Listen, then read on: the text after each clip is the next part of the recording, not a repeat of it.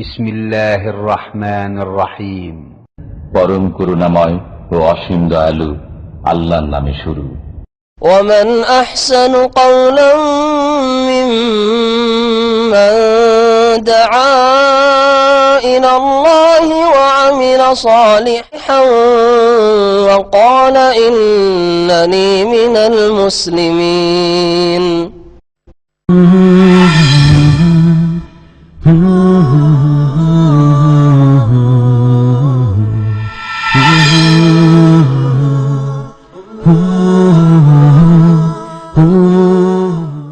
السلام عليكم ورحمة الله وبركاته.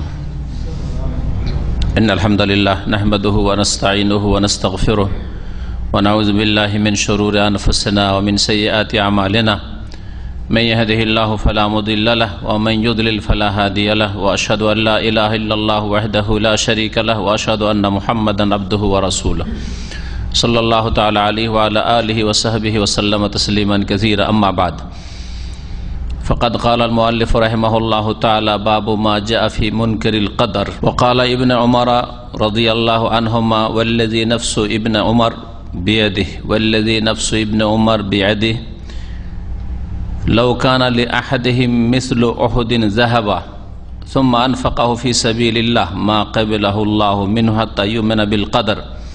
ثم استدل بقول النبي صلى الله عليه وسلم الإيمان أن تؤمن بالله وملائكته وكتبه ورسله واليوم الآخر وتؤمن بالقدر خيره وشره رواه مسلم إلى آخره. আল্লাহ পাক রব্বুল আলমিনের যাবতীয় প্রশংসা যে আল্লাহ পাক রব্বুল আলমিন সব কিছুকে সৃষ্টি করেছেন এবং সব কিছুর তাকদীর নির্ধারিত করেছেন। আল্লাহ পাক রব্বুল আলমিন সে সম্পর্কে জানেন এবং যা জানেন তা লিখে রেখেছেন। সব কিছুই তিনি জানেন এবং সব কিছুই লিখে রেখেছেন। আর আল্লাহ পাক রব্বুল আলমিন যা করেন, যা কিছু ঘটে তার ইচ্ছা অনুযায়ী ঘটে, তার ইচ্ছার বিরুদ্ধে কিছু ঘটে না এবং সব কিছুই একমাত্র আল্লাহ পাক সৃষ্টি করেন। সালাত এবং সালাম নাজিল হোক মুহাম্মদ রাসূলুল্লাহ সাল্লাল্লাহু আলাইহি ওয়াসাল্লামের ওপর, যিনি তাকদীর ভাগ্যকে ঈমানের যে 6টি স্তম্ভ রয়েছে তার 6 নম্বরে উল্লেখ করেছেন।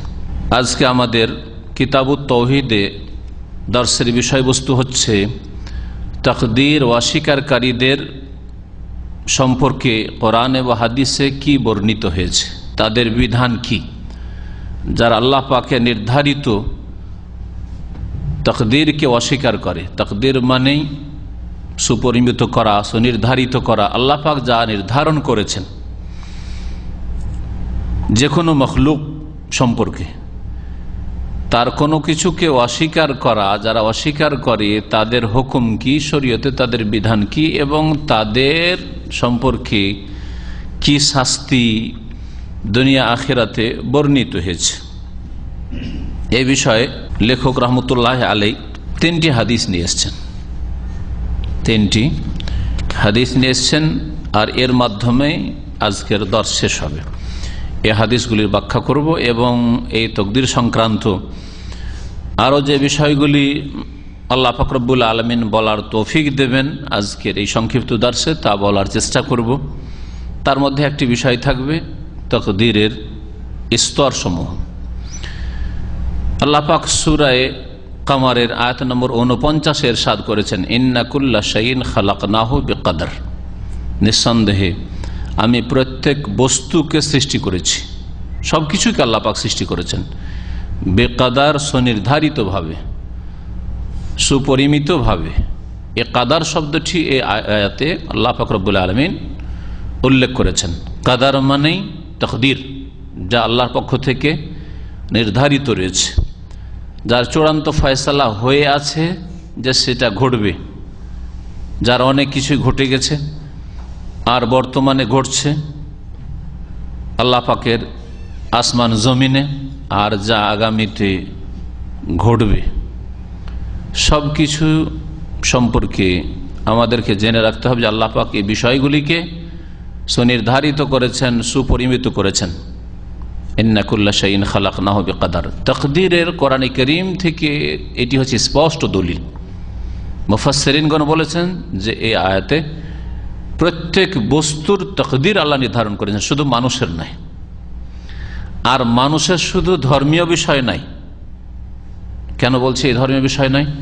ধর্মীয় বিষয়ে তকদিরকে অজুহাত হিসাবে পেশ করে যে আমার তকদিরে নেই তো আমি কি করব, আমার তকদিরে জান্নাত থাকলে পাবো, আর তকদিরে জাহান্নাম থাকলে আমার নামাজ পড়ে কি হবে, এরকম কথা বেদিন মুসলিমরা বলে থাকে শুধু ধর্মের ক্ষেত্রে।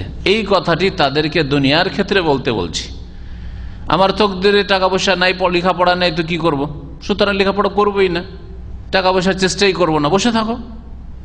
আর যদি তকদির আমার টাকা পয়সা থাকে, লেখাপড়া থাকে, তো স্কুলে মাদ্রাসায় না গেলেও লেখাপড়া হয়ে যাবে, আর সৌদি আরব না গেলেও রিয়াল চলে আসবে, আর আমেরিকা না গেলেও পকেটে ডলার চলে আসবে। হ্যাঁ, তকদিরে থাকলে চলে আসবে, বাড়িতে বসে থাকো। এই জন্য বলছি তাকদীর শুধু মানুষের জন্য নির্ধারিত নয়, আর মানুষেরও আবার শুধু ধর্মীয় ক্ষেত্রে তকদীর নির্ধারিত নেই যে তকদীর আছে তো করবো কি। যেমন দ্বীনি বিষয়, আমার আপনার আয়ু, রুজি, ইমানি অবস্থা, আমল কার কতটা হবে, কোনখানে কোন আমলগুলি হবে, হ্যাঁ, এরপরে শেষ পরিণাম মত কি অবস্থা হবে, মতের সময় কি অবস্থা, ইমান থাকবে থাকবে না, তারপরে জান্নাত না জাহান্নাম, এইসব যেমন লেখা আছে, তেমন আপনার আমার সুস্থতাও লেখা আছে, আমার আপনার শিক্ষা দীক্ষাও লেখা আছে, যোগ্যতা অযোগ্যতাও লেখা আছে। ইন্না কুল্লা শাইইন, প্রত্যেক বস্তু, আর শুধু মানুষের নাই, প্রত্যেক বস্তুর, গাছপালা, কীট পতঙ্গ, আসমান জমিন থেকে শুরু করে আল্লাহ পাকের যত মখলুকাত রয়েছে, সমস্ত মখলুকাত, সমস্ত সৃষ্টিকে আল্লাহ পাক সুপরিমিতভাবে তাকদীরের সাথে সৃষ্টি করেছেন। আল্লাহ পাক সূরা আলার প্রথম দিকে ইরশাদ করেছেন, সাব্বিহ ইসমা রাব্বিকাল আ'লা আল্লাযী খালাকা ফাসাওয়া ওয়াল্লাযী কাদ্দারা ফাহাদা। এই ওয়াল্লাযী কাদ্দারা ফাহাদা শুধু বলবো তাকদীর সম্পর্কে। আল্লাহ যিনি মহান, হ্যাঁ, সাব্বিহ ইসমা রাব্বিকাল আ'লা, তোমার মহান রবের, সর্বোচ্চ সুউচ্চ রবের কি করো, তাসবিহ করো, তাই না? সাব্বিহ ইসমা রাব্বিকাল আ'লা। সুতরাং আমরা সিজদা পড়ি সুবহান রাব্বিয়াল আ'লা। আল্লাযী খালাকা, যিনি সৃষ্টি করেছেন, ফাসাওয়া, এবং তিনি সুঠাম করেছেন, যেখানে যেই রকমের সেট করা লাগে সুন্দর গঠন দিয়েছেন, ফাসাওয়া। আল্লাযী খালাকা আল্লাযী কাদ্দারা, আর যিনি সুপরিমিত করেছেন, ফাহাদা, অতঃপর রাস্তা দেখিয়েছেন, দিক নির্দেশনা দিয়েছেন, হিদায়াত দান করেছেন। আল্লাযী কাদ্দারা, যিনি সুপরিমিত করেছেন, সবকিছু সুপরিমিত, আয়ু, হ্যাঁ, শক্তি, ক্ষমতা, ব্রেন, বুদ্ধি, শিক্ষা দীক্ষা, দুনিয়া, আর ইমান, আমল, সবকিছু আল্লাহ পাক রব্বুল সুপরিমিত করেছেন। কাদ্দারা, এখানেও কাদ্দারা থেকে তাকদীর, কাদ্দারারই মাসদার হচ্ছে তাকদীর। এই তাকদীর সম্পর্কে আলোচনা করতে গিয়ে আকীদার কিতাবাদিতে দুটো শব্দ আসে। একটা শব্দ আছে আল কাদা, আর একটা আছে আল কাদার। আরবিতে তাকদীরকে আল কাদার বলা হয়। কাদার মানে যা নির্ধারিত, মুকদ্দার, যা নির্ধারিত রয়েছে, হ্যাঁ, বা আল্লাহ পাক রব্বুল পক্ষে যা নির্ধারণ করা হয়। আর কাজা মানে হচ্ছে, কাজা একজি মানে ফয়সালা করা। তো আল্লাহ পাকের ফয়সালা, আল্লাহ পাকের চূড়ান্ত ফয়সালা, আল্লাহ পাক রব্বুল আলামিন যখন যেটা চূড়ান্ত করতে চান, যেটা হবে, এটা ঘটবে, তখন সেটাই হয়ে থাকে, সেটাই ঘটে থাকে। এই জন্য এই দুটি শব্দ যখন আপনি তাকদীরের কথা পড়বেন, তখন আরবিতে এই দুটি শব্দ আসবে আকীদার কিতাবাদিতে, তাফসীরের কিতাবাদিতে, আল কাদা ওয়াল কাদার। অপ্রীতিকর যদি কিছু হয়, আপনার পছন্দ লাগে না, আপনার মনের উল্টা কিছু, কষ্টদায়ক কিছু হইল, তো নবী করিম সাল্লাল্লাহু আলাইহি সাল্লাম বলেছেন, তুমি এ কথা বলিও না যে যদি এরকম করতাম তো এরকম হইতো, এ কথা বলিও না, এরকম না করতাম তো এরকম হইতো না। কি বলো? কাদ্দার আল্লাহ ওয়া মা শাআ ফাআল। কাদ্দার আল্লাহ, আল্লাহ পাক সুনির্ধারিত করেছেন, সুপরিমিত করেছেন। ওয়া মা শাআ ফাআল, আর যা চেয়েছেন তাই করেছেন। তার চাওয়ার বিরুদ্ধে কোনো চাওয়া হইতে পারে না, কোনো ক্ষমতা নেই। তারপরেও আল্লাহ পাক রব্বুল আলামিন চাওয়ার আন্ডারে আমাদের চাওয়া রয়েছে, মানে আমাদেরও সীমিত চাওয়ার অধিকার আছে। এই জন্য আমরা নড়ে চড়ে আমার অফিস থেকে সেখানে বসলাম দর্শ দিতে, আর আপনার নিজ নিজ ঘর থেকে বাসা থেকে বেরিয়ে এসছেন, তাহলে আপনাদের কিছু চাওয়া আছে, যেটাকে কাসাব বলা হয় আরবিতে, মানে আপনাদের উপার্জন। তাহলে আপনারা ভালো কিছু উপার্জন করার জন্য এখানে এসে পৌঁছেছেন, দিন শিখার জন্য, কেউ শিখানোর জন্য, কেউ শিখার জন্য, এটা কাসাব বলা হয়। আর আল্লাহ পাক রব্বুল আলমিনের চাওয়া মোতাবেক যা ঘটে থাকে সেটা হচ্ছে আল্লাহ পাকের সৃষ্টি, খালক। আল্লাহ সৃষ্টি করেন আর মানুষ কাসাব করে। আল্লাহ খালক করেন আর মানুষ কাসাব করে, কামাই করে। বিমা কাসাবাত আইদিকুম মা আসাবাকুম মিন মুসিবাতিন ফাবিমা কাসাবাত আইদিকুম, তোমাদের উপর যে কোনো বিপদ আপদ আসে, ফাবিমা কাসাবাত আইদিকুম, তোমাদের কৃতকর্মের কারণে, হাতের কামাইয়ের কারণে, হাতের উপার্জনের কারণে। খারাপ উপার্জন করেছো, পাপ করেছো, অন্যায় করেছো, যেন বিপদ এসে পড়েছে। আসি সরাসরি এখন শেখ মোহাম্মদ আব্দুল ওয়াহাব রাহমাতুল্লাহ আলাইহির কিতাবুত তাওহীদে যে তাকদীর অস্বীকারীদের বিধান সম্পর্কে তিনি হাদিসগুলি নিয়ে এসেছেন, সেই হাদিসগুলির ব্যাখ্যা সম্পর্কে আলোচনা করতে। ওয়াকালা ইবনে উমর রাদিয়াল্লাহু আনহুমা, আব্দুল্লাহ বিন উমর রাদিয়াল্লাহু আনহুমা বলেছেন, ওয়াল্লাযী নাফসু ইবনে উমর বিয়াদিহি, সে আল্লাহর শপথ করছি, সেই সত্তার শপথ করছি যার হাতে আব্দুল্লাহ বিন উমরের প্রাণ রয়েছে। ওয়াল্লাযী নাফসু ইবনে উমর, উমরের পুত্রের, উমরের পুত্র কে এখানে? আব্দুল্লাহকে বোঝানো হয়েছে, প্রসিদ্ধ পুত্র।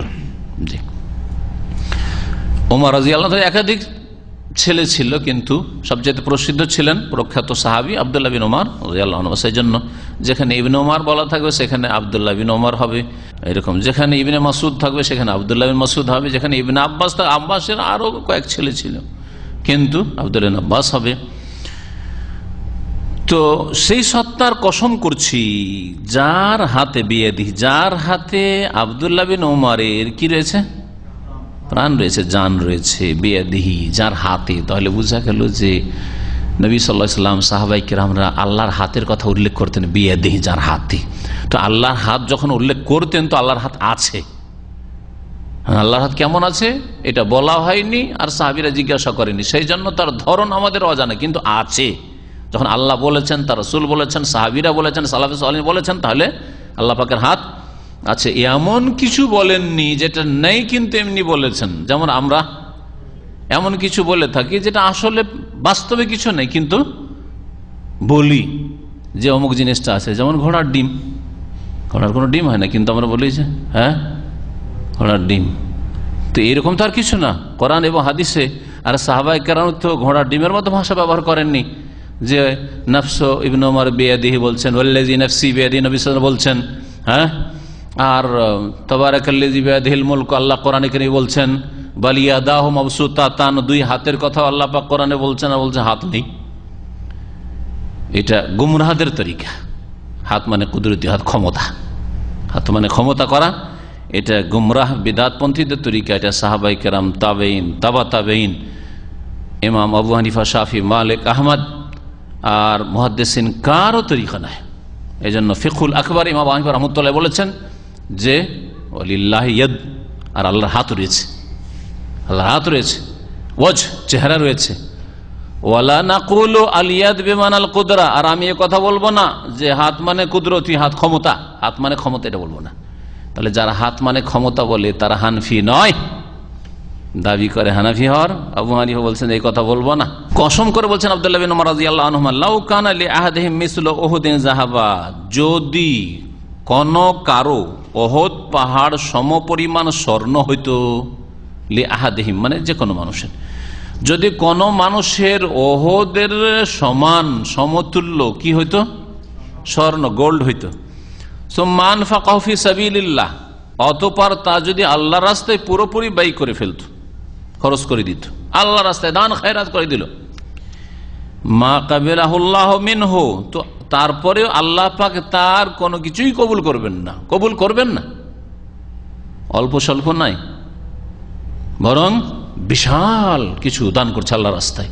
আল্লাহর দিনের কত কাজ হতে পারে, ওহদ পাহাড় স্বর্ণ, আর সেটা যদি আল্লাহর দিনের খেদমতে, দিন ইসলামের খেদমতে খরচ করা হয়, হ্যাঁ, দারিদ্র মোচনের কাজে খরচ করা হয়, তো সারা বিশ্বে কোনো দারিদ্র থাকবে? মুসলিম বিশ্বে কোনো দারিদ্র থাকবে না। আল্লাহ রাস্তাও আল্লাহ রাস্তা, আল্লাহ রাস্তা বলা হয় জিহাদ ফি সাবিলিল্লাহকে, সে জবান দ্বারা হোক অথবা হাত দ্বারা বল প্রয়োগ করে হোক। জবান দ্বারাও জিহাদ হইতে পারে, কোরআন হাদিসের কথা প্রচার করা, কোরআন হাদিসের কাছে কথা পৌঁছানো, শিখানো, এগুলিও ফি সাবিলিল্লাহর অন্তর্ভুক্ত। এই জন্য অন্যায়কে নির্মূল করা তিনটে স্তর রয়েছে। বল প্রয়োগ করা সবচেয়ে শক্তিশালী, যেটা বল প্রয়োগ করা, যার বল প্রয়োগ করার ক্ষমতা আছে, শর্ত সাপেক্ষ। আর যতদূর পর্যন্ত বল প্রয়োগ করার ক্ষমতা আছে, হ্যাঁ, আপনি আপনার বাড়িতে বল প্রয়োগ করতে পারবেন না। আপনি যদি প্রতিবেশীর বাড়িতে গিয়ে ওর স্ত্রীর পর্দার জন্য যদি জবরদস্তি করেন, যে তুই পর্দা কর, তো মায়ের খেতে হবে, ঠিক না? তো ওইখানে তো বল প্রয়োগ করা চলবে, কিন্তু আপনার স্ত্রী, আপনার ছেলে মেয়েদের চলবে। তো যেখানে যতটা বল প্রয়োগ করার ক্ষমতা আছে, তো বল প্রয়োগটা প্রথম স্তরে আমর বিল মারুফ নাহি আনিল মুনকার, অন্যায় কাজকে নির্মূল করা, অন্যায়কে নির্মূল করা আর ভালো কাজকে বাড়ানো, এটাই হচ্ছে জিহাদ ফি সাবিলিল্লাহ। এরই নাম হচ্ছে জিহাদ ফি সাবিলিল্লাহ, এরই নাম হচ্ছে আদ-দাওয়া ইলাল্লাহ, আল্লাহর দিকে ডাকা। তিনটি ভাষা রয়েছে কোরআন হাদিসে, তিনটি ভাষার সারমর্ম একটাই, আল্লাহ আমর বিল মারুফ নাহি আনিল মুনকার, ভালো কাজের আদেশ দেওয়া আর অন্যায় কাজে বাধা দেওয়া। বাধা দেওয়ার তিনটা স্তর, বল প্রয়োগ করে দাও, না হলে কথার দ্বারা দাও, তাও যদি না পারো তো অন্তর থেকে ঘৃণা করে প্রতিবাদ জানাও, হ্যাঁ, অসহযোগ হও তাদের সাথে, অন্তর থেকে তাদের সাথে নেই, মানে সহযোগিতা, যেখানে সহযোগিতার প্রয়োজন নেই তাদের সাথে নেই, কমপক্ষে এতটুকু থাকতে হবে। আর এটাকে বলা হয় আল্লাহর দিনের দাওয়াত, আল্লাহর দিনের দিকে আহ্বান করা। আর এটাকে বলা হয় জিহাদ ফি সাবিলিল্লাহ, মানে আল্লাহর রাস্তায় সর্বাত্মক প্রচেষ্টা চালানো, সার্বিক ক্ষেত্রে যতটা যার পক্ষ থেকে প্রচেষ্টা চালানো সম্ভব হয়। তো বলছেন যে ওহদ পাহাড়ের সমান যদি কারো কাছে স্বর্ণ হইতো আর তা আল্লাহর রাস্তায় ব্যয় করে ফেলতো, মা কাবিলাহুল্লাহ মিনহু, তারপরে আল্লাহ পাক তার কবুল করতেন না। কখন? যদি তকদিরে ঈমান না থাকে, হাত্তা ইউমিনা বিল কদর, যতক্ষণ পর্যন্ত তকদিরের প্রতি ঈমান না নিয়ে আসবে, যতক্ষণ পর্যন্ত তকদিরের প্রতি ঈমান না নিয়ে আসবে। তাহলে বোঝা গেল যে এই একটা দান খায়রাত দিয়ে কথা বোঝাতে জানি, শুধু দান খায়রাত কবুল হবে না, দান খায়রাত যেমন কবুল হবে না, ফরজ নফল কবুল হবে না, নামাজও কবুল হবে না, সিয়াম রোজাও কবুল হবে না, হজ উমরাও কবুল হবে না, মাতা পিতার সেবাও কবুল হবে না, কোনো কিছুই কবুল হবে না যদি তকদিরের প্রতি ঈমান না থাকে। কোরআন তেলাওয়াত কবুল হবে না, কিছুই কবুল হবে না। তাকদীরের প্রতি ঈমান না থাকলে কবুল হবে। কেন কবুল হবে না? কারণ 6টি বিষয় হচ্ছে এই ঈমানের বিশ্বাসের মৌলিক বিষয়, হ্যাঁ, আর তার একটি হচ্ছে তাকদীরের প্রতি বিশ্বাস। তাকদীরকে অস্বীকার করলো তার মানে ইসলামের ঈমানের মৌলিক একটি বিষয়কে অস্বীকার করলো, যে আমি তাকদীরকে মানি না, তাকদীর কিছু নাই, তাহলে সেই ব্যক্তি কাফের হয়ে গেল। আর কাফের কোনো কিছু কবুল হয় না, কাফের কোনো কিছুই কবুল হয় না। এই জন্য সে কম করুক আর বেশি করুক, সারা দুনিয়া দান করে দিক, কোনো কিছু কবুল হবে না, সারা জিন্দগি সিজদায় পড়ে থাকুক, কবুল হবে না। সুম্মাস্তাদাল্লাহ, তারপরে দলিলে পেশ করলেন বেকাউলিন নবী সাল্লাল্লাহু আলাইহি ওয়াসাল্লাম, নবী করিম সাল্লাল্লাহু আলাইহি ওয়াসাল্লামের বাণী, এই বাণী দিয়ে দলিল পেশ করলেন কি? জিবরাইল আলাইহিস সালামের হাদিস। জিবরাইল আলাইহিস সালাম একজন আগন্তুক অপরিচিত ব্যক্তি নবী সাল্লাল্লাহু আলাইহি ওয়াসাল্লামের সামনে বসে গেলেন, হ্যাঁ, আর বসার পরে জিজ্ঞাসা শুরু করলেন। 5টি বিষয় জিজ্ঞেস করেছিলেন, তার মধ্যে একটি ছিল ইসলাম সম্পর্কে, আরেকটি ছিল ঈমান সম্পর্কে। ওই ঈমানের অংশটুকু এখানে উল্লেখ করেছেন। নবী করিম সাল্লাল্লাহু আলাইহি ওয়াসাল্লাম বলেছিলেন ঈমান মাল ঈমান, যখন জিজ্ঞেস করেছিলেন জিবরাইল আলাইহিস সালাম যে ইয়া রাসূলুল্লাহ মাল ঈমান, ঈমান কি জিনিস? বলেছেন আল ঈমান আন তুমিনা বিল্লাহ, ঈমান হচ্ছে যে আল্লাহর প্রতি বিশ্বাস করবে, ও মালায়েকাতিহি, আল্লাহ পাকের মালায়েকা ফেরেশতাগণের প্রতি বিশ্বাস করবে, ও কুতুবিহি, আল্লাহ পাকের নাজিলকৃত কিতাব সমূহের প্রতি বিশ্বাস করবে, ও রাসূলিহি, আল্লাহ পাকের রাসূলগণের প্রতি বিশ্বাস করবে, ওয়াল ইয়াউমিল আখির, আর পরকালের প্রতি বিশ্বাস করবে, যা মওত থেকে শুরু করে জান্নাত জাহান্নাম পর্যন্ত যা কিছু যত স্তর বলা হয়েছে কোরআনে থাক অথবা রাসূলুল্লাহ সাল্লাল্লাহু আলাইহি ওয়াসাল্লামের সহিহ হাদিসে থাক।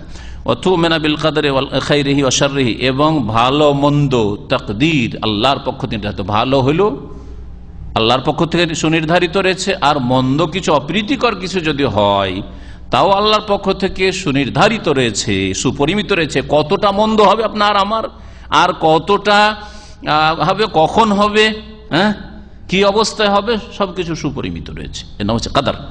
এই জন্য খাইর হিসাবে ভালো হইলেও আর মন্দ হইলেও সবটাই আল্লাহর পক্ষ থেকে, আল্লাহর ইচ্ছার বিরুদ্ধে হয় না।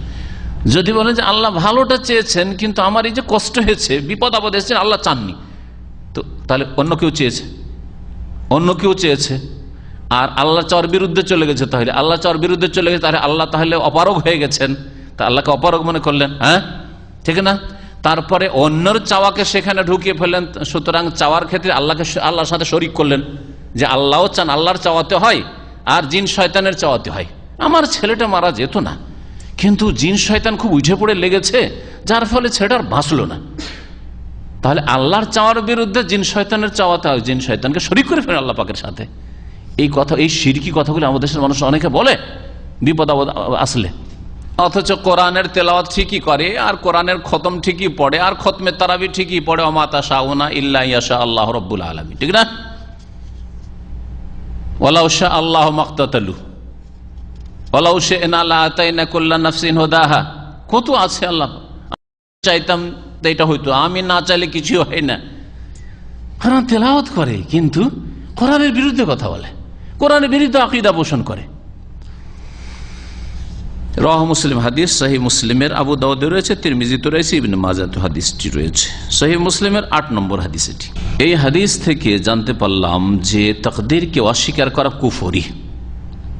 হাদিসের একটা অংশ আব্দুল্লাহ বিন উমর রাদিয়াল্লাহু তাআলা আনহুর বাণী, তিনি কি বলছেন যে ওহদ পাহাড়ের সমানও যদি কেউ খরচ করে স্বর্ণ, তো আল্লাহ কবুল করবেন না যতক্ষণ পর্যন্ত তাকদীরের প্রতি বিশ্বাসী না হবে। তাহলে বোঝা গেল যে তাকদীরকে অবিশ্বাস করলে কাফের হয়ে যায়, এই জন্যই কবুল হচ্ছে না। তাহলে তাকদীরকে অস্বীকার করা হচ্ছে কুফর। দ্বিতীয় যে বিষয়টি জানতে পারলাম যে কোনো নেক আমল একমাত্র মুমিনের তরফ থেকে কবুল হয়, গায়র মুমিনের কবুল হয় না।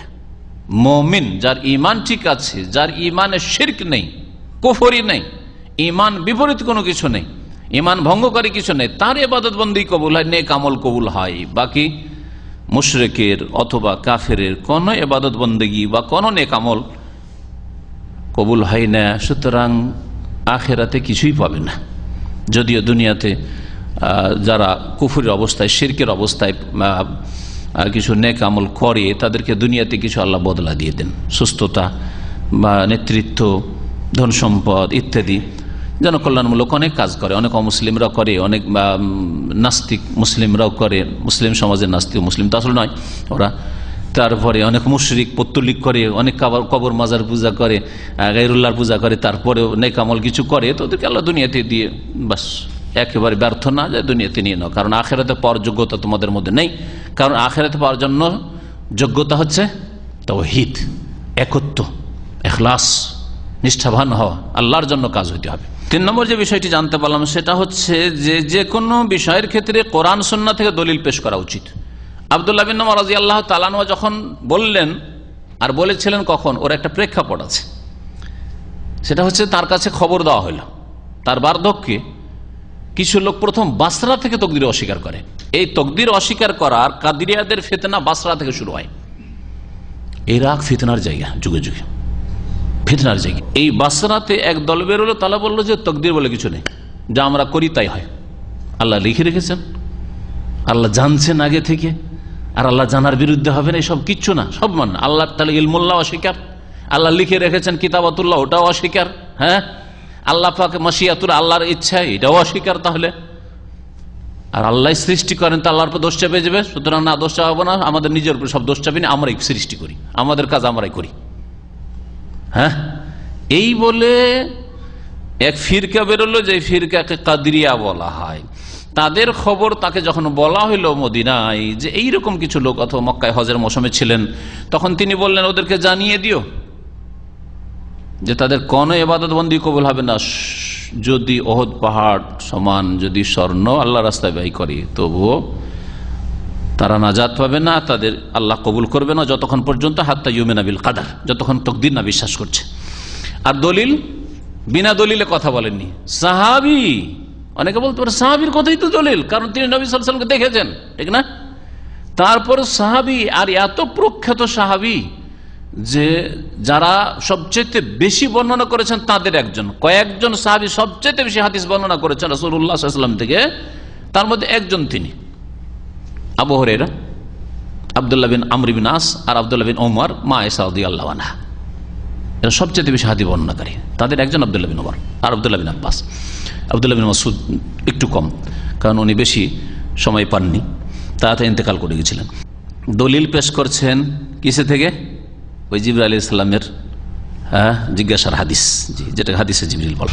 উবাদা ইবনে সামিত রাদিয়াল্লাহু তাআলা আনহু থেকে বর্ণিত আন্নাহু কাল, তাকদীর সম্পর্কে আরেকটি হাদিস শুনেন, তিনি বললেন লিবনিহি, তার এক সন্তানকে, ছেলেকে বলছেন, ইয়া বুনাইয়া, হে বৎস, হে প্রিয় ছেলে, ইন্নাকা লান তাজিদা তা'মাল ঈমান হাত্তা তা'লাম আন্না মা আসাবাকা লাম ইয়াকুন লিইখতিয়াকা ওয়া মা আখতাকা লাম ইয়াকুন লিইউসিবাক। তুমি অতক্ষণ পর্যন্ত ঈমানের টেস্ট পাবে না, তা'ম মানে স্বাদ, যেটা আরবিতে যৌক বা জায়কাও বলা হয়। নিঃসন্দেহে তুমি কখনো ঈমানের স্বাদ পাবে না। কতক্ষণ পর্যন্ত স্বাদ পাবে না? হাত্তা তা'লাম, যতক্ষণ পর্যন্ত নিশ্চিত না জানবে। জানবে মানে শুধু জানা না, মানবে অন্তর থেকে। অন্তর থেকে জানা হচ্ছে জেনে মেনে নেওয়া। আমি এই বিষয়টা নিশ্চিত জানি মানে অন্তর থেকে বিশ্বাস করি, এটা অর্থ হয়। আর শুধু জানি কিন্তু আমি এটা বিশ্বাস করি না, এটা জানা হইল না আপনার। এই জানা তো কোনো লাভ নেই। যেটা জানেন কিন্তু আমি বিশ্বাস করি না, ওই জানা কোনো লাভ নেই। দিন ইসলামের ক্ষেত্রে যেটা জানেন সেটা বিশ্বাস করা হলে বিশ্বাস করতে হবে, আর যদি সেটা উচ্চারণ করা হয়, বলার হয় তো বলতে হবে, আর যদি সেটা পালন করার হয় তো পালন করতে হবে, কর্ম করার হলে কর্ম করতে হবে। তাহলে সেটা সামেনা, শুনলাম, জানলাম, ও আতানা, মানলাম হবে। যতক্ষণ পর্যন্ত নিশ্চিত না জানবে মানে বিশ্বাস না করবে কি, আন্না মা আসাবাকা লাম ইয়াকুন লিইখতিয়াকা, যেটা তোমাকে পৌঁছেছে বিপদ, মা আসাবাকা মানে মুসিবা, যেই বিপদ আপদ তোমার উপর এসেছে, আপতিত হয়েছে, লাম ইয়াকুন লিইখতিয়াকা, সেটা তোমাকে ভুল করার ছিল না। মানে তুমি যতই চেষ্টা করো তোমাকে ভুল করতো না, তোমার কাছে গিয়ে লাগতো, তোমার ওপরে গিয়ে পড়তো। এমন নয় যে তুমি ওখান থেকে সরে যেতে পারলে বেঁচে যেতে, তোমার উপরে গিয়ে পড়তো। অনেকে বলে যে বিপদটা হইলো আজকে এই সফরে না আসলে বিপদে পড়তাম না। যে মুসিবত তোমার উপর এসেছে সেটা তোমাকে কখনো ভুল করবেন না, গিয়ে ধরবে তোমাকে গিয়ে। ওমা আখতাকার, যেটা তোমাকে ভুল করে গেছে মানে তোমাকে গিয়ে লাগেনি। দুর্ঘটনা হইতে যাচ্ছিল বা ছিনতাইকারী ডাকাতে ধরে নিয়েছিল, টাকা কেড়ে নিবে, এরকম উপক্রম হয়েছিল, কিন্তু কাটতে পারলো না, ছিনতাই করতে পারলো না। যেটা ভুল করে গেছে মানে তকদির গিয়ে লাগতে যাচ্ছিল মনে হচ্ছে, আর লাগলো না, গিয়ে ধরা খেলে না তুমি। লাম ইয়াকুন লিইউসিবাকা, সেটা তোমার ওপর আপতিত হওয়ার নয়, সেটা তোমার উপর মুসিবত আসবে না, আসবে না। আসলে তুমি ভাবছিলে যে একটুর জন্য বেঁচে গেছি, সামান্য একটু সরে না গেলে শেষ হয়ে যেতাম, কিচ্ছু না। আসলে সরবে তুমি, ওটাও লেখা আছে, যেই সময়খানে বিপদটা ঘটবে সেই সময় সরবে তুমি, ইত্যাদি ইত্যাদি। একটা দুর্ঘটনা, যাতে এক আমার আত্মীয় ছিল অনেক দিন আগে, আমার নাবালক অবস্থায়, সুবহানাল্লাহ, ট্রাক পাল্টি খাচ্ছে, যারা ট্রাকের উপরে বসেই ছিল, ওপরে উঠে, ট্রাকে দেখেছেন তো উপরে উঠে, ভিতরে তো উঠে, ওই ট্রাকের উপরে উঠে মাল সামান আছে, ওর উপরে উঠেছে। তো যারা ট্রাকের উপরে বসেছিল সব ছোটকে ছোটকে দূরে পড়েছে। আর আমার যে আত্মীয় ছিল, যিনি ইন্তেকাল করেছেন এই ট্রাক দুর্ঘটনায়, উনি ভাবলেন যে ট্রাক তো কাত হয়ে গেছে, রোড থেকে নেমে গেছে, তো আমার উপরে পড়ে যাবে, লাফ দিয়ে আমি তো লাফ দিয়ে দিলে আমি পালিয়ে বেঁচে যাব। যেমন লাফ দিয়েছে ট্রাকটা ওর উপরে পড়েছে। জি হ্যাঁ, যেমন লাফ দিয়েছে, ওই একজন শুধু মারা গেছে, আর বাকি কেউ লাফ দেয়নি, সব ঠিক আছে, দূরে দূরে পড়েছে, আছাড় খেয়ে ব্যথা পেয়েছে, কিন্তু মরেনি, কেউ মারা যায়নি। দেখলেন তাহলে ওখানে কে তার মগজে এই কথা দিল, আর কিভাবে ওটা হইল, অন্যরা কেউ ওইভাবে লাফ দিল না, সে কেন লাফ দিল, তার ওখানে তকদির আজের ঘটবে, সবকিছু লেখা আছে, তুমি এরকম করবে, তখন ট্রাকটা তোমাকে চাপা দেবে। এরকম বহু ঘটনা আমাদের জীবনে হয়ে থাকে বা আমাদের আশেপাশে ঘটে থাকে, ঠিক কিনা? জি। চাকরি বাকরির ক্ষেত্রে অনেক সময় চাকরি হতে হতে মনে হচ্ছে 99% হয়ে গেছে, 1% বাকি আছে, শুধু সাইনটা বাকি আছে, হয়ে গেছে সবকিছু, ওকে, হইল না। শুনতে পেলেন যে অমুক কমপ্লেন করেছে, অমুক কমপ্লেন না করলে আমার চাকরি নিশ্চিত ছিল। ভুল কথা, হ্যাঁ ভুল কথা। হবে না, হবে না, চাকরি হবে না, নিরাশ নিরাশ নিরাশ। আর শেষখানে একটা কারো সাইনের মাধ্যমে বা কোনো একটা কিছু তো হয়ে গেল, এই লোকটি আমার বড়ই কাজে এসছে, হ্যাঁ, এর যদি এই এহসানটা, অবদানটা না হইতো তাহলে আমার এই কাজটা হইতো না। শিরকি কথা, সেটাও লেখা আছে। কাকে দিয়ে আল্লাহ কখন কি বানাবেন আর কি বিগড়াবেন, কখন করবেন আল্লাহ, কখন গড়বেন আর কখন ভাঙবেন, আল্লাহ পাক জানেন। এ হচ্ছে কার কথা? ওবাদা বিন সামিত, প্রখ্যাত আনসারী সাহাবীর কথা, খাজরাজি। তারপরে হাদিস বলছেন, দলিল। সাহাবায়ে কেরামরা দলিল বলতেন, বিনা দলিল কথা বলতেন না। আর আমাদের দেশের দলিল হচ্ছে হুজুররা বলেছেন, বুজুর্গানের দিন বলেছেন, বড়রা এটা পছন্দ করেছেন, এটা বড়রা এই তরিকাটাকে ভালো মনে করেছেন, এগুলো দলিল নয়। দেখেন, সামিয়তু রাসূলুল্লাহ সাল্লাল্লাহু আলাইহি ওয়াসাল্লাম, আমি আল্লাহ রাসূল সাল্লাল্লাহু আলাইহি ওয়াসাল্লামকে বলতে শুনেছি, ইয়াকুল ইন্না আউয়ালা মা খালাকাল্লাহুল কালাম, সর্বপ্রথম আল্লাহ পাক রব্বুল আলামিন কলমকে সৃষ্টি করেছেন। আল্লাহ পাক রব্বুল সর্বপ্রথম কলমকে সৃষ্টি করেছেন, এর ব্যাখ্যা শুনেন। তার আগে কি আরশ ছিল না? তাহলে হ্যাঁ, আরশ ছিল না, পানি ছিল না। ওয়াকানা আরশু আলাল মা, সেই সময় পানি এর ওপর আরশ ছিল আল্লাহ পাকের। তাহলে বোঝা গেল যে পানি আর আরশ ছিল, হ্যাঁ, যখন লিখতে বলে কলমকে আল্লাহ পাক রব্বুল আলামিন, তখন এই জন্য আউয়ালা মা খালাকাল্লাহুল কালামের আজকের সঠিক ব্যাখ্যাটা ভালো করেছে। আউয়ালা মা খালাকাল্লাহুল কালাম, সর্বপ্রথম আল্লাহ কলমকে সৃষ্টি করেছেন আসমান জমিন সৃষ্টির পূর্বে। আসমান জমিন সৃষ্টির 50,000 বছর পূর্বে সর্বপ্রথম আল্লাহ কি সৃষ্টি করেছেন? কলম সৃষ্টি করেছেন। তারপর আসমান জমিন হলো, আর তারপরে জিন হইলো ইত্যাদি, তারপরে ইনসান হইলো ইত্যাদি, অন্যান্য মখলুকাত হইল। শেখ সালেহ ফাউজান হাফিজাহুল্লাহ তাআলা বলছেন, ইন্না আউয়ালা মা খালাকাল্লাহুল কালাম মানে হুয়া আউয়ালু শাইইন খালাকাহুল্লাহু ক্বাবলা খালকিস সামাওয়াতি ওয়াল আরদ। আসমান এবং জমিন সৃষ্টির পূর্বে সর্বপ্রথম যে বস্তুটিকে সৃষ্টি করেছেন, সর্বপ্রথম যেই জিনিসটাকে সৃষ্টি করেছেন সেটা হচ্ছে আল কালাম। ওয়া লাইসা হুয়া আউয়ালুল মাখলুকাত মুতলাকান। এই হাদিসের মানে এই না যে দুনিয়ার 1 নম্বর মাখলুক, প্রথম নম্বর মাখলুক কলম, এটা এর অর্থ নাই। কারণ তার আগে আল্লাহ পাকের আরশ ছিল, আর আরশ আল্লাহ পাকের সৃষ্টি। কারণ আরশু আলাল মা রয়েছে, পানির উপর ছিল, তাহলে তার সৃষ্টি ছিল। আল্লাহ পাক রব্বুল আলামিন কলমকে কি বললেন? ফাকাল আলাহু উকতুব, কলমকে বললেন লিখো। ফাকাল রব্বি মানে ইয়া রব্বি, হে আমার প্রতিপালক। ওমাযা আকতুবু, আমি কি লিখব? কালা, আল্লাহ বললেন উকতুব মাকাদিরা কুল্লি শাইইন হাত্তা তাকুমাস সাহ, প্রত্যেক বস্তুর তাকদীর সমূহ লিখো। মাকাদির, হ্যাঁ, কাদারের বহুবচন। প্রত্যেক বস্তুর তকদিরগুলি লিখো। কতদিন পর্যন্ত? যে বস্তুগুলি আসবে, হাত্তা তাকুমাস সাহ, কিয়ামত পর্যন্ত। কিয়ামত পর্যন্ত যত বস্তু পৃথিবীতে সৃষ্টি হবে, সেই আল্লাহ ছাড়া পৃথিবীতে যা কিছু আছে সবগুলি হচ্ছে সেই জিনিস, বস্তু। জি, প্রাণ থাক অথবা প্রাণ নাই থাক, প্রাণহীন হোক। ইয়া বুনাইয়া, তারপরে হে বৎস, সামিয়তু রাসূলুল্লাহ সাল্লাল্লাহু আলাইহি ওয়াসাল্লাম, আমি আল্লাহ রাসূল সাল্লাল্লাহু আলাইহি ওয়াসাল্লামকে বলতে শুনেছি, ইয়াকুল মান মাতা আলা গায়রি হাযা, কেউ যদি এই আকীদা ভিন্ন মারা যায়, এই বিশ্বাস ছাড়া মারা যায় যে তকদির নেই, কলমে তকদির লিখে নাই, যা করি তাই হয়, এই আকীদা ছাড়া অন্য কোন আকীদায় যদি মারা যায়, ফালাইসা মিন্নি, সে আমার দলভুক্ত নয়। রাসূলুল্লাহ সাল্লাল্লাহু আলাইহি ওয়াসাল্লাম বলেছেন এই কথা, সে আমার উম্মতের লোক নয়। হাদিস আবু দাউদে রয়েছে 4078 নম্বর হাদিস, হাদিসটি সহিহ। জি, তফে রিওয়ায়াত আহমদা, মুসনাদ আহমদের একটি রিওয়ায়াতে রয়েছে, ইন্না আউয়ালা মা খালাকাল্লাহুল কালাম, নিঃসন্দেহে সর্বপ্রথম যে বস্তুকে আল্লাহ সৃষ্টি করেছেন আসমান জমিন সৃষ্টির পূর্বে, সেটা ছিল কলম। ফাকাল লাহু উকতুব, আর সেই কলমকে আল্লাহ নির্দেশ দিলেন যে কলম লিখো। ফাজারা ফি তিলকা সাআতে বিমা হুয়া কাইনুন ইলা ইয়াউমিল কিয়ামা, সেই সময় কলম চলতে লাগলো। ফিতিলকা সাআ, ওই সময়ে কলম চলতে শুরু হইলো। বেমা হওয়া, এমন কিছু লিখতে শুরু করলো। বেমা হুয়া কাইনুন ইলা ইয়াউমিল কিয়ামা, যা কিয়ামত পর্যন্ত ঘটবে। কিয়ামত পর্যন্ত যা ঘটবে সবকিছু লিখতে শুরু করলো এই কলম।